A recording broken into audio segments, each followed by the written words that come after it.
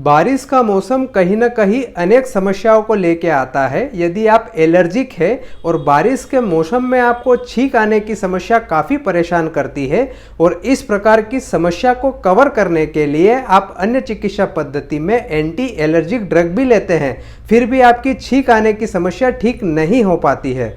Homeopathy में एक रामबाण दवाई के बारे में बताने जा रहा हूं जो आपके छींक आने की समस्या को पूरी तरीके से जड़ से ठीक कर देगी। वह दवाई है हिस्टामिनम 1 एम पोटेंसी में। यदि आप हिस्टामिनम दवाई को 1 एम पोटेंसी में 2 ड्रॉप सुबह 2 ड्रॉप शाम को कंटिन्यू 3 दिनों तक लेते हैं तो यह दवाई आपके छींक आने की समस्या को पूरी तरीके से जड़ से ठीक कर देगी। यह दवाई काफ़ी असरकारक है।